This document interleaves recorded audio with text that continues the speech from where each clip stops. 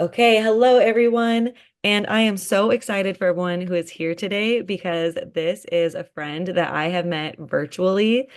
I mean, probably everyone I've interviewed has been virtually, but you are someone on like TikTok, and I'm pretty sure I went down the rabbit hole on your account the first time that we connected on TikTok.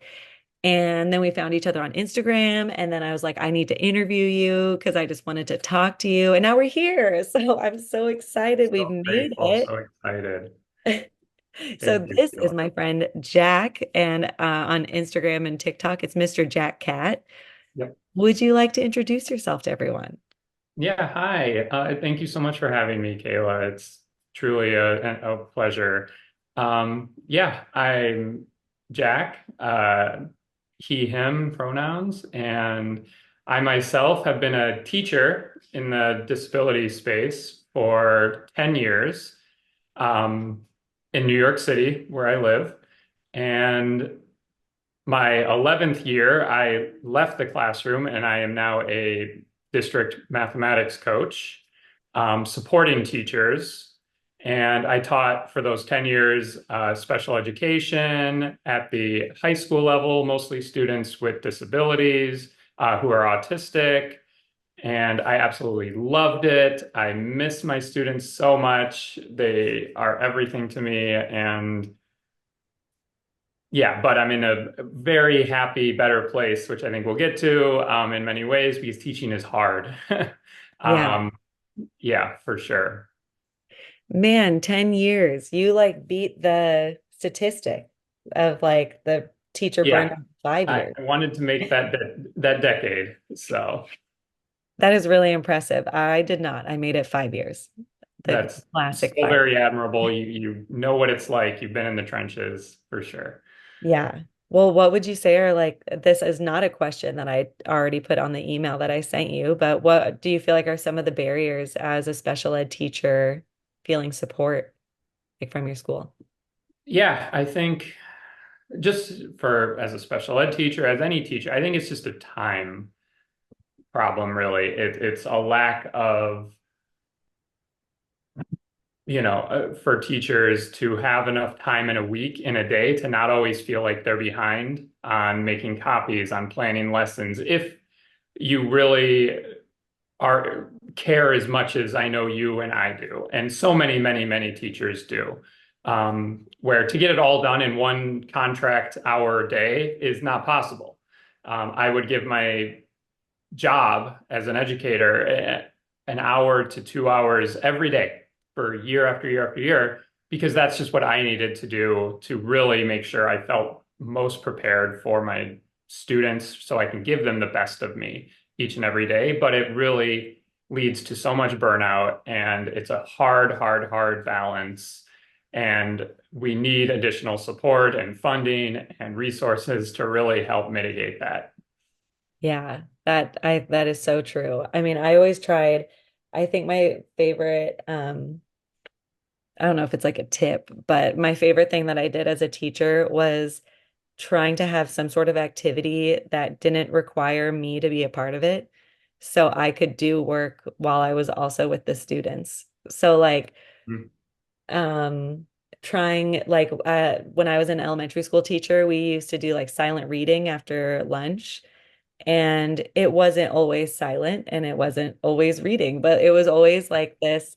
Everyone knew that we had 20 minutes of coming back from lunch where, like, they could, even if they were walking around holding a book or, whatever they were doing to have this like kind of come down moment from coming back from lunch. So I could like mentally and physically prepare. Because, I was very adamant of taking my lunch break. I was like, Yep. I'm not working during Yep. my 45-minute lunch break or I 30, know. I however was the long it was. same. So then, then you come back with the chaos of all the kids coming down and it's like, okay, Yeah. like, And that pull is always there to do more, to do more, to give more. And it's really hard. yeah, it is. I want to talk about you on social media. So what started that? How is it going? Yeah. Favorite So informational videos. what connected us, and really it was the pandemic. It was 2020, a lockdown. Um, just scrolling TikTok like millions others, and get on Teacher Talk, get on Autism Talk, Disability Talk, and just absorbing all that. And I'm like, oh, wow, I'm learning, I'm experiencing. Why don't I just try and join that and, make the leap? And it took a lot of my own personal courage to put myself out there, to get myself here. But it ultimately was the greatest thing for me personally. It was something I feel like I was yearning for. That's Yeah. for a long time, to just be an advocate, to learn and grow in my ability to speak up and speak out about issues and reflect on my own learning. I'm very, very passionate and politically charged in many ways over so many different topics. And it just really, sprouted from just one video to another, to just trying to be funny, to try and learn the different, editing skills. And I'm nowhere near what the kids today can do, Oh, but yeah. yeah. And there's so many I don't different know. fun. Actually, I'm pretty impressed with your editing skills. You do a lot of like green, you're always like, here's this and here's this. Like I'm impressed with your editing skills. Yeah, I've cut back over the last the last year or two. I used to post a lot in my old classroom, and then there was some, you know, uh, issues as far as, that had to stop. I've had I that too. Yeah, I kind of got, told please don't do it at school anymore after upsetting it's my own conspiracy theory, but it was right after a viral video I made calling out our mayor for our new mayor 3 days into his administration, who no one's a fan of here in New York City. And then things kind of got to my principal at some point, and it was like, Yeah. well, she was extremely respectful and and understanding, but it was like, let's just be careful. Um, I I feel like care that. so much. That's Yeah. I care so much about, yeah, my I students. I got in trouble because I said, I mean, this was before, so Inclusion Starts Now, my Instagram account. I've had it since I was an undergrad, like years and years ago, undergrad, before when I was a teacher. Um, years ago. Like, I mean, I don't know, it's probably been almost a decade of me having this Instagram account, but it started out as just like, I would randomly post things that I was doing in my classroom. And it was really just my friends who followed me.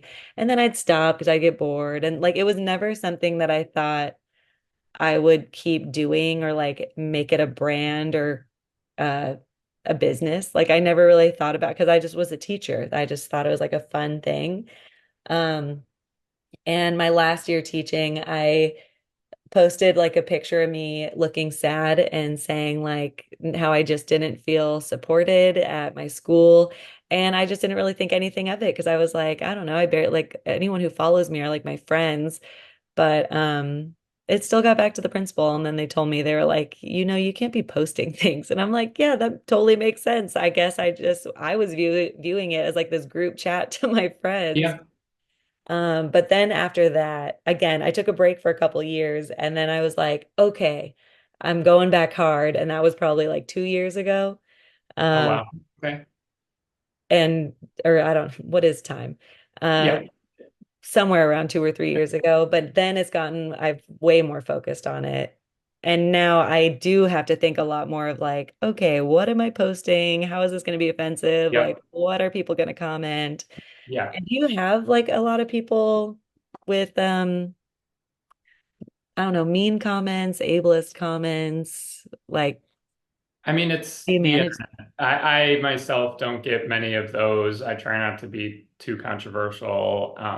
Sadly, that's like the only way to go viral anymore, or like to get the views and the attention, is to kind of be salacious or have a hot take on something or Yeah. follow the trends. But when it comes to just advocacy and education, you know, I see your page, I see mine. We're very much, yes, PC, and we care, and we're passionate, but yeah, that's not really the controversy that drives the Yeah. social media. And then it's just, I don't engage in any of those comments. I just try and reflect and, you know, learn on it's the internet. You can't change people's minds very easily or at all in the Yeah. comment section of any video. So there's that's where it leads me to further reflect and study on how do we really address these in bigger and more concrete ways.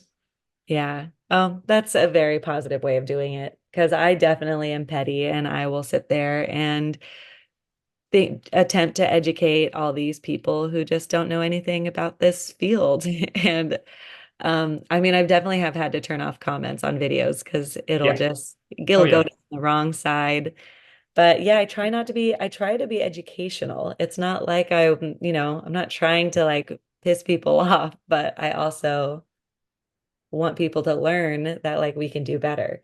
Yeah. Well, And and for me, I can say over my now 4-year journey with social media and posting and advocacy, um, it really, the reason I've done, it's why I've left the classroom, honestly, to go to the district level, to have more of a reach is because I see those ableist comments. I see the lack of education and current knowledge and best practices on social media, which is totally different than the real world.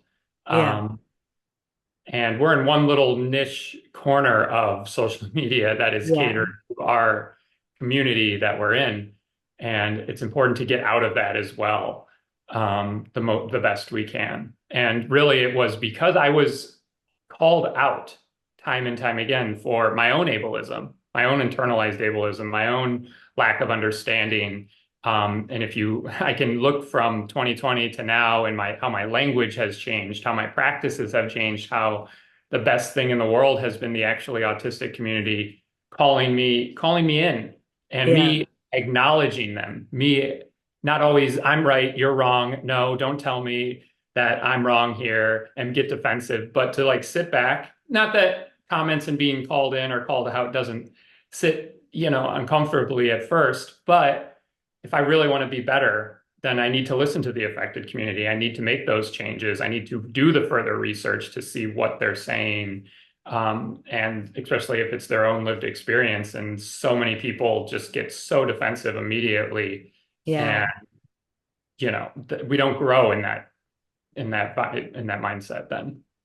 yeah. Oh, I used to say differently abled. I thought that was like the Oh, yeah. coolest word. And I mean, again, this was, I don't know, a decade ago. This was Oh, while I was like a student.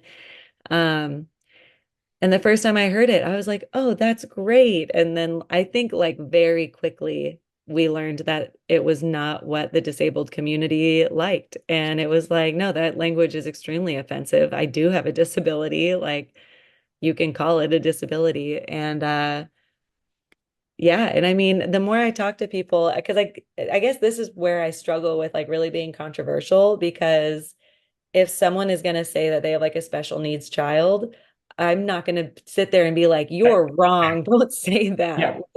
They're the parent, they're educating themselves. That's how they're going to use, like, that's their language. Like, where I also have friends who are huge at like self advocates who despise the word special needs. And I'm like, I mean, I think I what hate we it. really focus on is like how do we just like give everyone the support and information they Yeah. need. But And for me, it's not you're wrong or you need to stop saying it's well with inquiry is yeah, that the first thing. Well, what do you mean by that? You have a special needs child. What is that? What do you mean special needs child? What is special about their needs exactly? And have them explain it, have them reflect on it, think about it. And it's not going to change anything right then and there, but you plant a seed. yeah. Oh, I love asking questions. I'm actually pretty sure this was from Think Again by Adam Grant, who we are both huge fangirls of. Yes. Oh, good. You have it right. I do have it in my fancy bookshelf behind me, but not in this one. But yes, I'm glad you've read Think Again because I think that I think again constantly about everything, and it's Yeah. changed my own mindset and how I approach conversations and differences. Yeah. I mean, that's usually when I talk to teachers. I do when I do conferences, one of the topics I talk a lot about is like how do you start inclusion at a school that doesn't want to be inclusive? And really quick, can you hear my kids screaming? No, I cannot. No? Okay, cool, cool. Um, they're downstairs with their dad. Um, what was I saying? Oh, okay, about how to get inclusion out of school that's not practicing inclusion.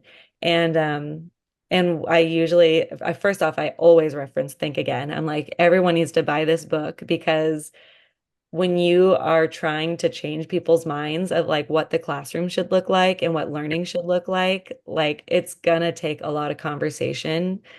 Um, but it does take a lot of like we can't go in and just being like, here are the facts, here's the research, it's the best thing, like you're stupid for not doing it. Like Yes. no one's going to change their mind if we come in just like, and I think they talk about that, and Adam Grant talks about that and Think Again, where it's like coming at someone with all these facts usually Yeah. doesn't change their mind.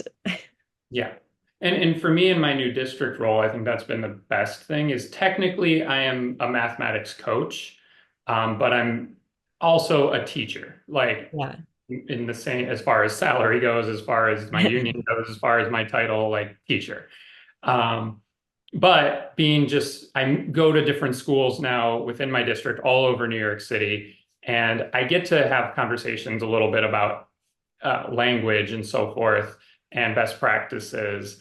And when I was in my own school, I was kind of pigeonholed to just on level with all the other teachers and my administration. I would try to advocate for small changes here and there and educate, but there's only so much you can do. And now at the district level, I'm go into the different schools and I'm seen and given much more respect. I'm not saying I'm, mightier than anyone or whatever or above anybody, but at the same time, it's, I'm coming as an outsider. I'm not here to judge and critique. I'm here to help and support, and I'm listened to. I'm Yeah. respected in that manner, and I have more reach. And that's what I really, really love, I think, most about the current role that I'm in. And it really is helping with that larger change spreading that I want Yeah. to change even sooner. And Do I you should have feel also, oh, go ahead. no, no. No, I should also reference like it is a very personal journey advocating for our neurodivergent students, for our disabled students. I myself am neurodivergent through TikTok, through Instagram, through then the books and the research that I've been recommended since 2020. Like I've fully embraced my own neurodivergence. I have ADHD. I have my own processing differences. I am disabled myself with a physical disability and Ehlers-Danlos syndrome, hypermobility type, that causes me a lot of chronic pain every day. But I've learned through that community what all of that means, how to embrace that, how to struggle with the challenges that come with all of those different identifiers, and proudly call myself neurodivergent and disabled. And I don't have special needs at all. And that's Yeah. such a critical, critical part of my own advocacy is giving allowance to everyone else to embrace their own identities and to not feel shame or less than because they might have a disability. Um, you actually posted a lot of good videos. I was going through a lot of your videos again yesterday before our Thank interview you. today, and I saw one that I don't think I saw before, where you go over like the pain scale for I don't remember the name. Ehlers-Danlos syndrome. Yep. Yeah. EDS. And I thought that was really interesting. Just like thinking about, I mean, it's like a really great way to like educate people and like kind of give them a different kind of perspective of like, this is what it looks like this is like, and then like showing what you use to like support yourself to like, try to Yeah. help yourself through the pain. Um, and yeah, I mean, I found it extremely informational. I feel like all your videos are extremely informational. Yeah, and thank you so much. And for me, it really was my chronic pain and disability really turned on in 2020, 2021, where it required supports, where it required myself to accommodate myself with different flexible seating and so forth. And it really became a passion project of, well, if I need all of these, and so why can't I give that to my students in the classroom? Why can't I create a more affirming environment for them, for their sensory needs, for their own disabilities? And it became a little bit of an obsession to, you know, find as many tools and resources that I could within my own limited budget and my Yeah. own classroom, which was like a lab in many ways. And that's teaching in general. Like it's the greatest job, it's the greatest gift in the world. Yeah. So, I also wanted to ask about your new job, being with the district. Do you feel like you have more say now in how your district is like supporting students? I'm on the STEM team, and our district is very big. I'm in New York City's District 75, which is the largest special education district, like only special education district in the world. There's over 26,000 students in my district, and Wow. they're all students with moderate to high support needs um, in a variety of different classrooms and settings. That doesn't mean in New York City, there's about 1 million students in the whole public school system. We're about 26,000 of those, just in mind, but there's also a couple hundred other thousand students with IEPs, but ours have the highest needs in my district. So yes, I definitely am in small ways finding more reach, finding more ways to spread that awareness and best practices on language, on behavior management, and so forth. And just getting away from the harm in many ways, Yeah. because I've, in many ways, taken what I've garnered on social media, and now I'm just putting it really much, very much into the real world, and where they're not getting this information in the Yeah. real world. And it's truly, truly such a need and so important because there are so many ableist practices from the top down, even many that I'm still reflecting on constantly and trying to do better. Oh yeah. Oh my gosh. Thinking back to like my first couple years teaching, or probably just all 5 years of my teaching, like now of everything that I've learned, I can look back and be like, that was horrible practice. Like, why Yeah. did I Oh, do yeah. that?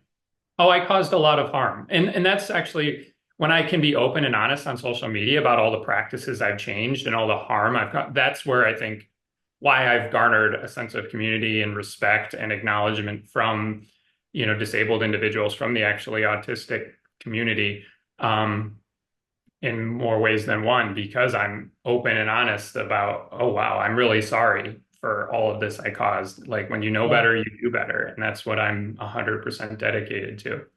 Yeah. Well, I think that's great. I think it's so hard to like admit that we are changing. Like I don't know, people feel like they need to have this like perfect view. I don't know, like come off as like this very educated, I know everything persona, Yeah. which is why I love when Adam Grant has that whole like it's good to be wrong because now you're closer to being right, but that we Yes. just always be wrong. Like we are Yeah. always going to be learning.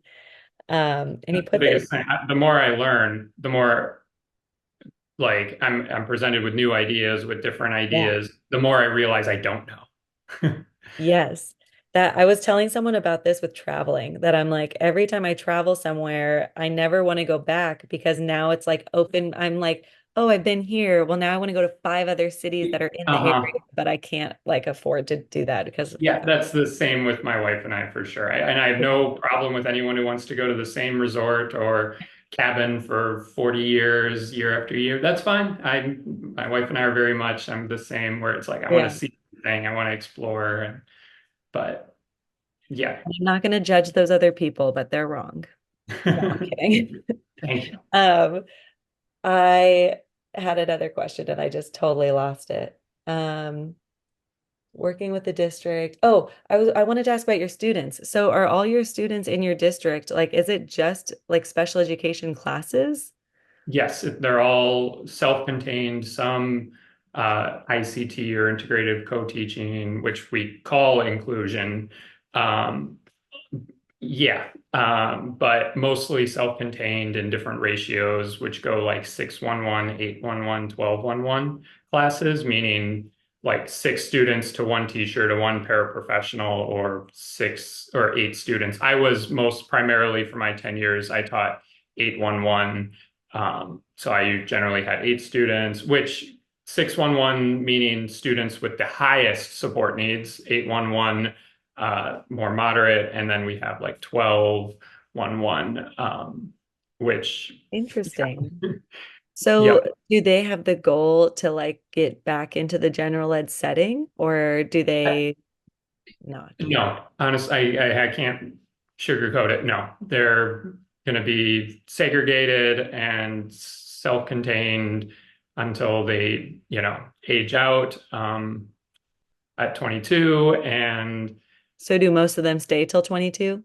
yes, Do you have a plan for afterwards? Like, do you help them with a transition plan? yes, I also, the last 3, 4 years of my teaching, I was a transition teacher. And yes, we work with the parents, we work with the Medicare service providers to get them all set up for that. We work with agencies to try and get them job placements, but it is hard. And I know I talk a lot about language and the importance of shifts there and practices, but I don't get caught up on that anymore necessarily too much, because the outcomes of our students is what really matters the most. And for people with disabilities, the unemployment rate is Yeah. atrocious. The opportunities are still atrocious. There's so much work to do. And that's why I admire your push for inclusion, because that's the push. That's what we need from the top down. And Mhm. that is such an critical point, because we can talk language all day, but really what is the outcome for our Yeah. students with disabilities? And it's not good. A lot of them go to day hab centers, which can be great, opportunities, but they want more. Everybody wants to live a more fulfilling life, and it's hard to get them opportunities. It's hard to get businesses and the general public to open their doors, and give us a chance. But it's worth fighting for every single day. Oh, definitely. Oh my gosh. I feel like I had so many things were just running through my head while you were saying Mhm. all that. I mean, it's I mean, um I know you yeah, know. oh, it's I've been on like I've been the person to come in like for transitional IEPs, and I mean, and I've seen so many teams where it's like, there it's like, do you know when the last day for your child is? And they don't. And then they hear it and it's like, oh, that's like in 6 months. What are we gonna do? And it's like, okay, well, we need to Yep. like figure out a plan. Yes. And I mean, it's so important, and it's man, gosh, it's like I have so many things to say, but I also don't want to be like extremely controversial or anything. But I do feel like there needs to be more like a higher expectation for a lot of our students, like just Yeah. with families, with teachers, with their community, that it's like, they can have a disability and like still have a job. Like they can have a disability and still go to college. I Yep. mean, Yep.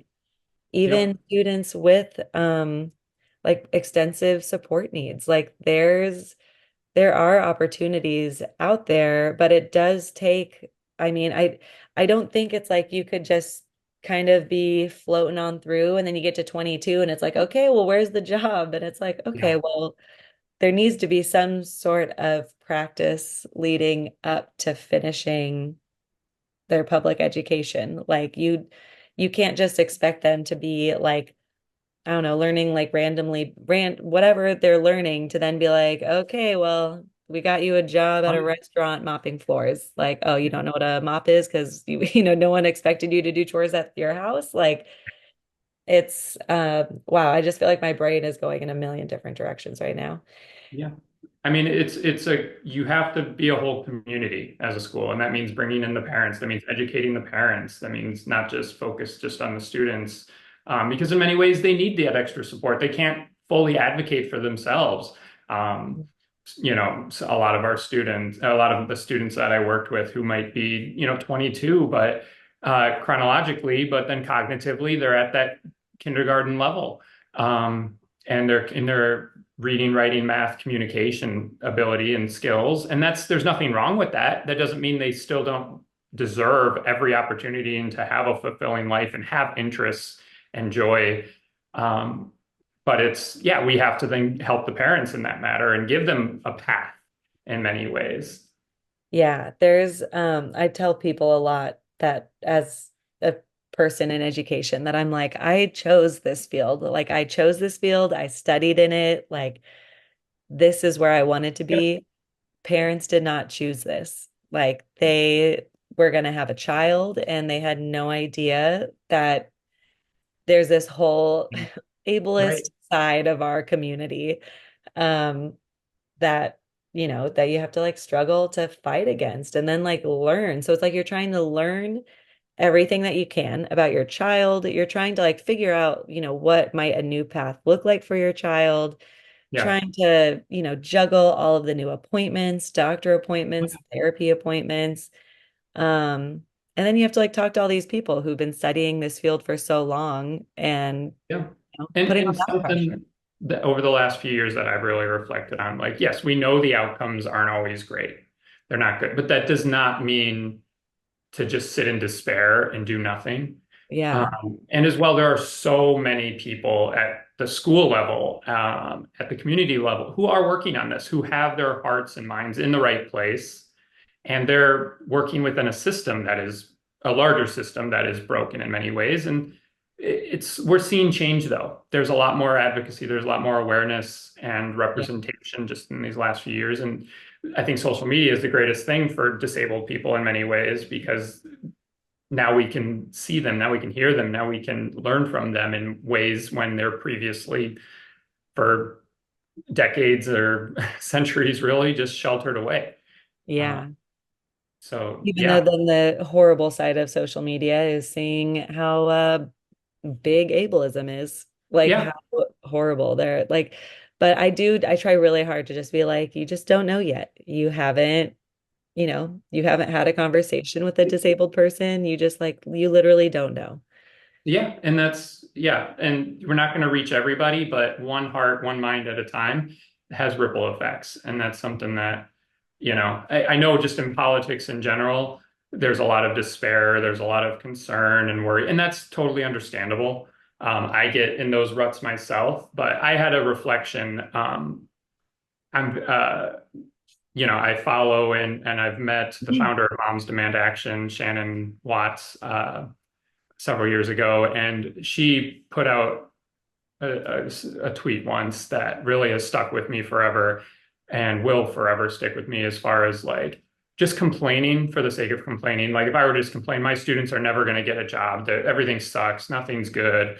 Everything's broken. No, that's truly, or gun rights and common sense gun laws. We're never going to get there. This country is doomed. No, she helped me reflect on that's an insult to just put that out there and just live in that space when there are so many dozens, hundreds, thousands of survivors, of advocates who are working day in and day out for the issues they care most about on making this world a better place. And for me to sit in that despair and say, well, your work is for nothing is an insult to them. And I catch myself time and time again ensuring that no, change is happening. There are people working on this, and we're moving in the right direction ultimately, even if we take one step forward, two steps back at I times. love that.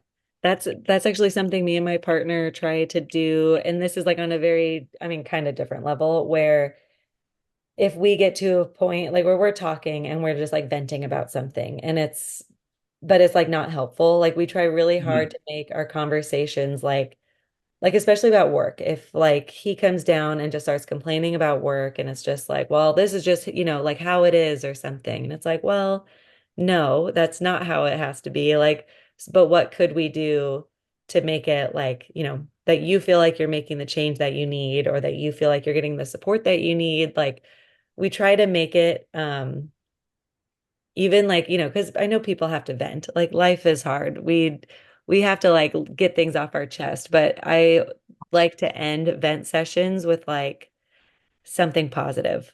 Like, okay, I vented all that out, but like this was a good win or a good step forward, and that's what I'm gonna now focus on. Yeah. Uh, And that's in which my makes job it better. now. I'm as a coach, as working and supporting teachers and holding professional development sessions. Me and my fellow math coach, we start our sessions with, instead of only thinking through the lens of, well, my students can't do this, they can't do this. Well, what can they do? Yes.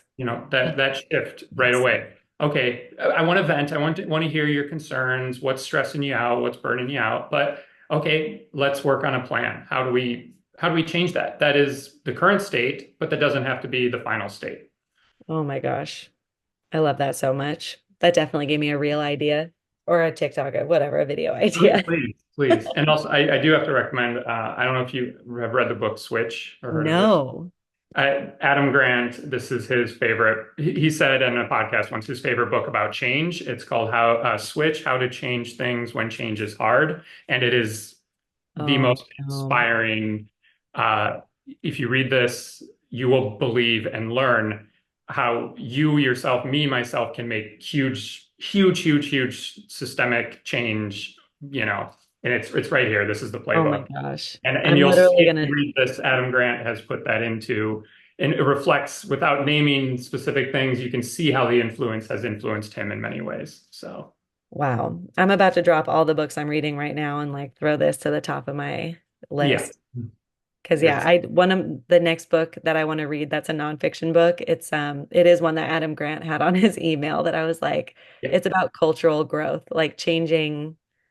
I don't know if it's about really changing cultures, but like just like really understanding cultural shifts and stuff. And yes, that's, but yeah, Switch, I'm probably gonna buy it right now. it's, Okay, so we are almost done, but I wanted to ask about your fun hats that you have for all of oh your my gosh. Well, meetings. Can you that is tell very me much a a little bit whale of a about that? tale, in a lot of ways. So I started in 2020 and with the pandemic and lockdown, we had Zoom meetings, everything no one knew, and I had a few goofy hats at the time. Um, and I just showed up to our, daily, weekly meetings through that tumultuous time. It was a very scary time, just to try and brighten, the mood, lighten things up a little Yeah. bit. Show up with that, some funny glasses at times. And it just kind of evolved from there to be my like shtick on TikTok and Instagram in many ways, where it evolved. People would buy them on Amazon, my wish list for me, or I would Oh then my gosh. try to have a new one to invest in. And then, I don't want anyone to get really all like split up about it in ways, but yeah, it's really become a thing. And my wife kind of has a problem with it at times because they just shouldn't live here. But I always fight tooth and nail in many ways, like for just, yeah, for more and I more. love this. And they would live in my classroom. We'd have Halloween parties once the lockdown ended, and the kids and I'd wear them just for lessons, and the engagement went through the roof, and it was Oh my always, gosh. always so much fun. Um, my principal loved it, and administrators, were like, "Okay, great, Like that's seriously, such a simple way to make it more fun and yeah, engaging in the classroom. Like, I right." And love that's that. Oh yeah, my it, gosh. without taking away in many ways. So I probably over have about like 60 of them now, only a handful at home, just for different filming purposes. And then I keep the rest at my desk and office, and then I'll bring some in when I go into classes and schools and visits. Um, I love yeah, it so much. so it's a good time for sure. I And feel bad for anybody who chose to listen to the audio because they are missing out on, okay, oh, I I was know. gonna say the cow one was my favorite, but now I think the pig is my favorite. Yeah, this is It my is flying pig clean. hat. So whenever, I'm advocating for full inclusion and from the top down, uh, which is for many people a wild concept, and they believe it'll never happen, and only when pigs will fly, I'll throw it right back at them with, and show them With that this. that's all you need. It's Oh my gosh, I a lot of love fun. these so And if much. they don't believe me, I just call them, some poop and we move on, call it a day. So that's all you need. I'm so sad I don't have a cool hat near me Oh, at that's all. okay. That's okay. I mean, it's not magic. So And literally anyone listening to audio, go to back to YouTube and go I watch. apologize. I apologize, but I appreciate everybody No, so don't much. apologize. I absolutely love that. That was great. Thank you. Um, well, thank you so much. If anybody could like contact you, is that is the best way through like TikTok or Instagram? Yeah, or my email, Mr. Jackcat one, number one there, at gmail.com, or just give me a follow there and reach out anytime. I have so many resources if you're a teacher, if anything. I love to help, I love to support and connect. So, and this has been an absolute pleasure and an honor. I have so much respect and admiration for all you do, Kayla. Nice. Um, yeah, and I'm so excited to continue to follow your own journey and work alongside you and help advocate and promote all that you care so much about. Thank you so much. And thank you so much for being here. I am just like so happy that we have connected. This has been so great. Um, and yeah, I'm so excited to hopefully someday I will be in New York again and we can actually meet in real life. And then you can show me all of your hats and it will just be a huge like hat party. Yes, I can't wait. Can't wait. Thank you so much. And oh, the resources. I just wanted to say your resources are very amazing. They are amazing. So everyone should connect with you to hear more about all of those great resources. They're like I've shared them with so many people. So they truly are great.